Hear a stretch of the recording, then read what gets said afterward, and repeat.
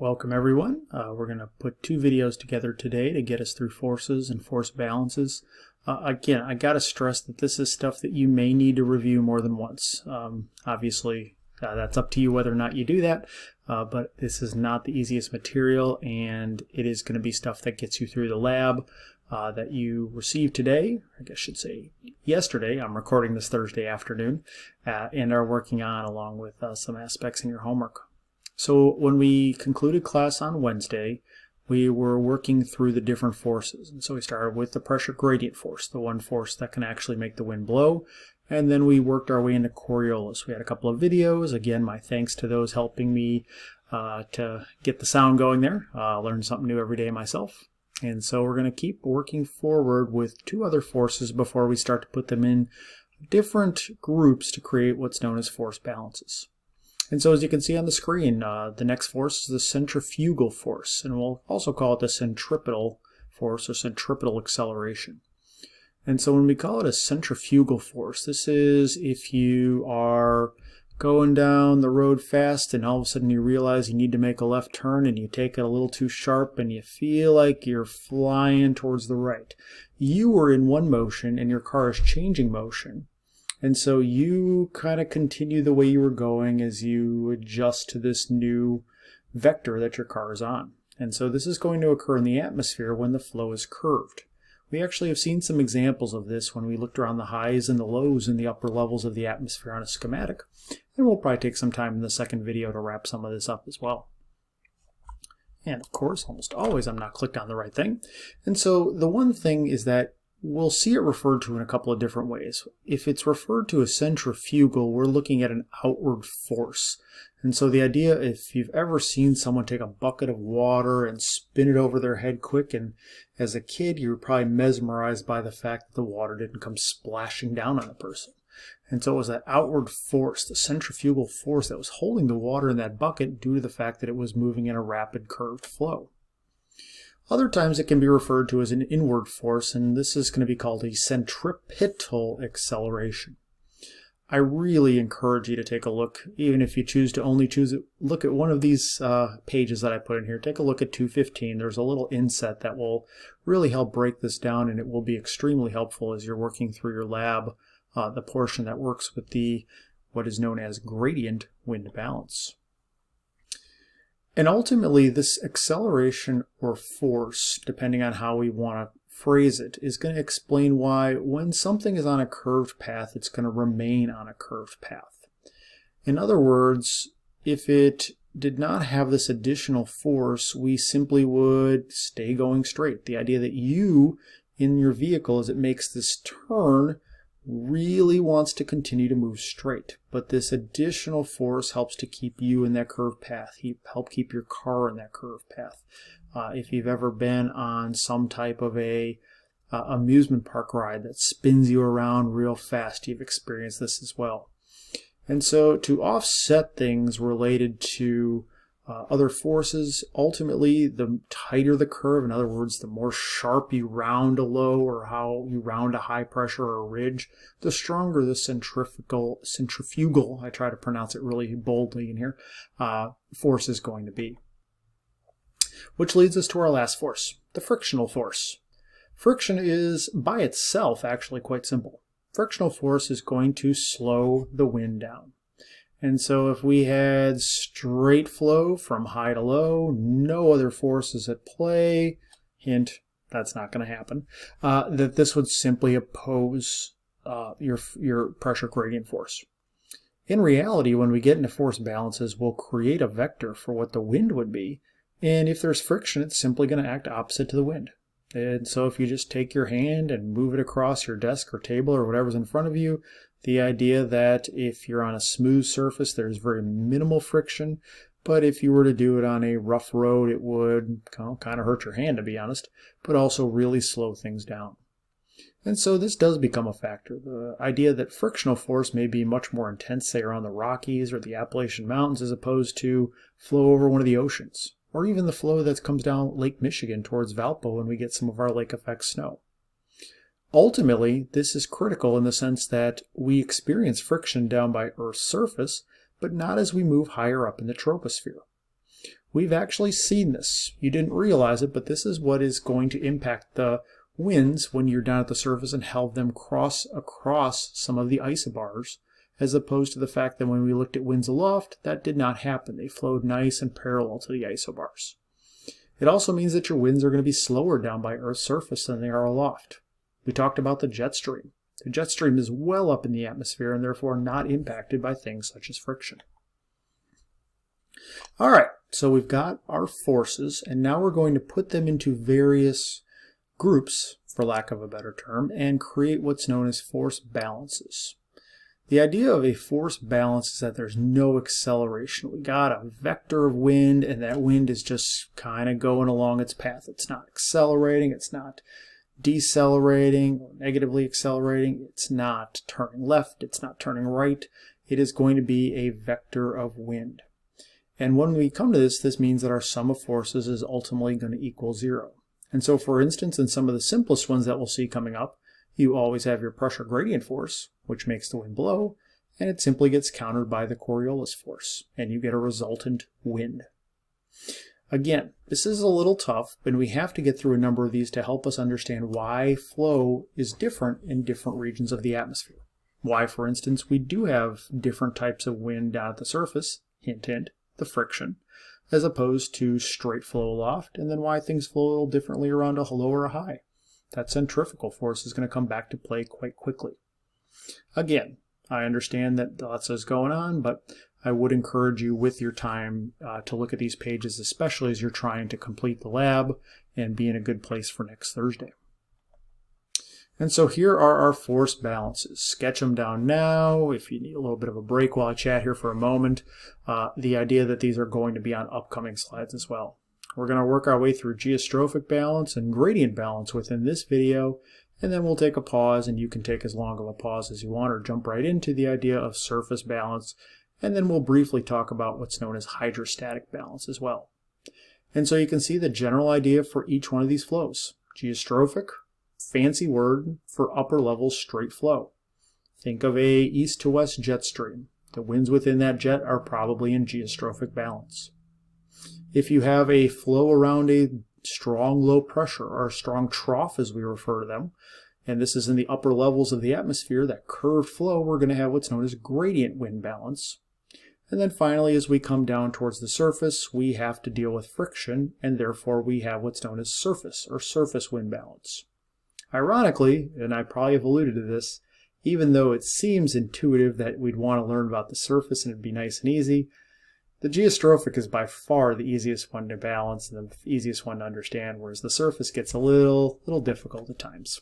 And then hydrostatic balance, the idea of why we're not all of a sudden having all of our air fly out to outer space. Ooh boy, slide 1 with math. Geostrophic balance. Okay, let's get into this and talk about what we ultimately need to know. Geostrophic balance, you need to know, is the balance between pressure gradient force and the Coriolis force. For most of these slides, we're going to really focus on the northern hemisphere, but there will be a moment later on that we talk at least a little bit about how things spin differently in the southern hemisphere. You saw this on videos on Wednesday because of the Coriolis force. And so here, the idea of balancing things out. Pressure gradient is balanced by Coriolis, and so when you add the two together, it comes to 0. Pressure gradient force, the force that causes the wind to blow. I probably do sound like a broken record at this point. Coriolis, turning the wind to the right in the northern hemisphere.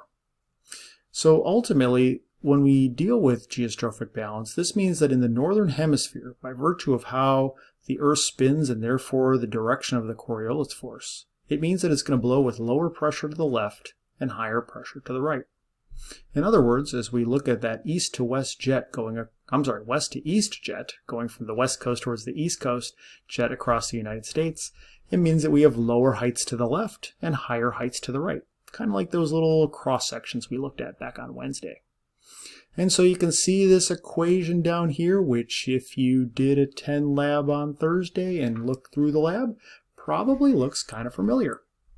The idea that we're going to have this V sub G, a wind that's geostrophic in nature. And it's going to be associated with this air density, which we give you some information about that. But it's ultimately related to a change in pressure over a change in distance. And we've brought this up a few times. if we have a greater pressure gradient, a greater change in pressure over a small distance, or we do this change in pressure over a shorter distance, we're going to increase our winds. Those height lines or isobars are going to pack closer and closer together. And so that bottom right box, stronger geostrophic wind is associated with a large change in pressure over a small difference. Again, I talk about isobars, lines of equal pressure, because that's a little more intuitive, and I know it may not feel that intuitive, to be fair. But we also usually are going to look at this well above Earth's surface because you note there's no friction. And so up at the surface, we may look at something like the 300 millibar level or the 500 millibar level, and in that we're simply going to look at height lines known as isoheights, lines of equal height above mean sea level. Regardless, scary looking equation, but really involves the fact that it's a change in pressure over a certain distance. And so this is a schematic that absolutely is part of lab. You have your pressure gradient force, always, always, always directed from high to low. And so we got that down, balanced by Coriolis Force. And so ultimately we end up having a resultant geostrophic wind. Notice how here we're in the northern hemisphere, lower pressure to the left, higher pressure to the right. This is again for straight flow above the frictional layer of Earth's atmosphere. So we're looking at things such as 500 millibars, 300 millibars, 200 millibars, and even a little bit lower than that, to be perfectly fair. But the idea is that you can't have frictional effects or it starts to make the wind go not parallel to these isoheights. If we look at geostrophic balance, and again, we can always consider the atmosphere to be behaving as a fluid. And so in this schematic, we show a river, relatively little change in pressure over a large distance, and so the flow is pretty weak and the water's probably nice and chill. But as we get closer and closer and we constrain this and have these lines come closer together, we still got to move all this air through this area, and so we're going to have to speed things up. And so here we can see this line, the length of the line as a vector is trying to depict the strength of the force. As we get the height lines closer together, we're simply going to increase our pressure gradient force, subsequently increase our Coriolis force because we know that gets stronger for stronger winds, and the resultant wind gets stronger, just like the flow here. So ultimately this box, greater pressure gradient force, is going to mean a stronger geostrophic wind. Okay, that's, to be fair, really not all that bad. It's got a fancy name, and yes, you're probably going to be well served by reading that over a few times to remember what the geostrophic wind is comprised of. But we do have to add some other forces because the atmospheric flow is not always straight. And so we're going to remain in the upper levels, but now we're going to make the flow curved in nature.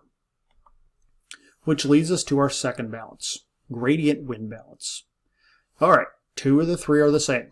Balance of pressure gradient force, Coriolis force, but now, hopefully not surprisingly since it was in this video, we have to add in the centripetal force or centrifugal force. We still need the pressure gradient force. You'll notice one thing that you can kind of take to the bank, as I call it. You're always going to find pressure gradient force within these wind balances. Without it, the wind doesn't blow.